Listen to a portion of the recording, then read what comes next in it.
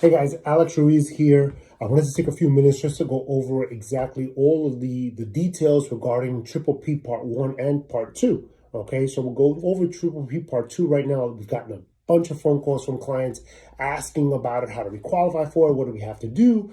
So let's go over first Triple P Part 1. In order to be able to qualify for it, if you're self-employed, like if you have a Beachbody business or you're a Primerica rep or you do real estate, you have to have had positive net income on your Schedule C tax return. So if you're one of these people that writes off a ridiculous amount of expenses on your tax return, you probably didn't get Triple P Part 1, and you may not get it now, okay?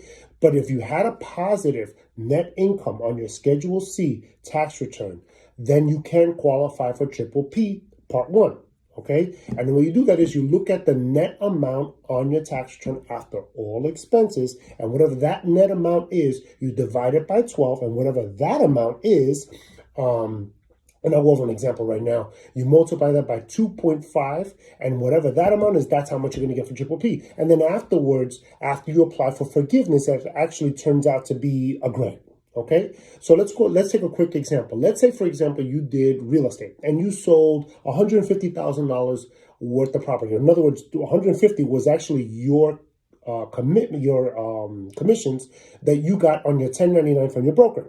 And on your tax return on Schedule C line 1, you're actually going to write in the whole $150,000, and then you're going to write off your various expenses for your car, the various expenses you have for your business, your MLS fees, whatever it is, and it comes out that you have $100,000 worth of net income, and that's your profit. Once you take that amount, you divide it by 12, you're going to get like $8,330 something and change. That amount multiplied by 2.5 is going to be equal to the amount of Triple P that you can possibly qualify for. Now, here's a catch. The maximum amount of income associated with Schedule C for purposes of qualifying for Triple P, the profit needs to be at about $100,000. If it's more than that, you're still going to be limited as if you only had a profit of $100,000. Okay? And in that case, 2.5 times the 8,300 and change is about $20,000, maybe a little bit more. So that will be the amount that you can apply for Triple P.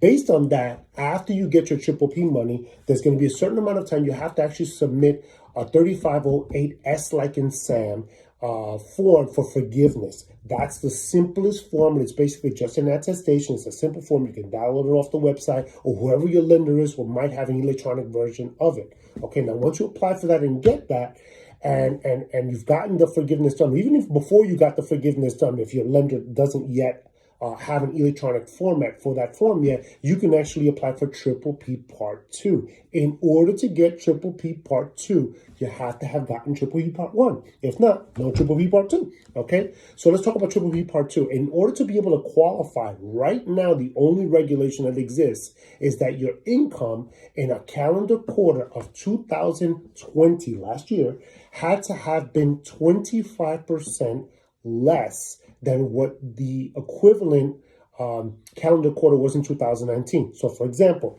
second quarter of 2020, which was from April until June, all right, that was the quarter that most businesses lost the most money because it was a lockdown. People didn't know how COVID could be transmitted. Nobody was going outside. There were lockdowns everywhere all across the U.S., all across the world, blah, blah, blah. So a lot of businesses lost money. All right. So if you didn't make any money, or you made very little money relative to the same quarter of 2019, which would have been the second quarter, again, from April until June of 2019, as long as your income went down by at least 25%, you could possibly qualify for an additional Triple P loan that's going to be forgiven and turned into a grant.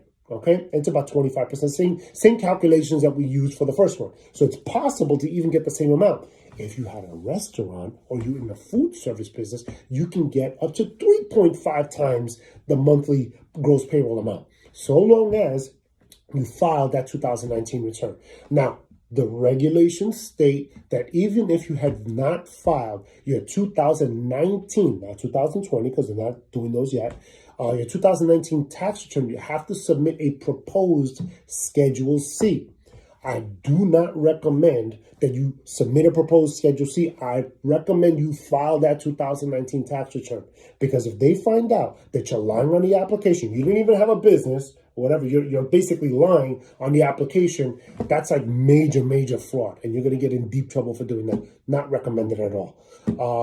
So that's basic. Those are the guidelines. If you have any questions, feel free to subscribe, to hit the link down below, or just to leave a comment. Any questions that you have, we'll do the best that we can to answer all the questions. Please keep all your comments respectful. We're doing this as volunteer, so we're not looking for business. If we get it, great. If we don't, no problem. We're just trying to help out.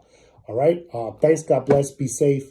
And I'm hoping that you qualify for round 2 of Triple P. And if you haven't gotten round 1 because you got denied, reapply.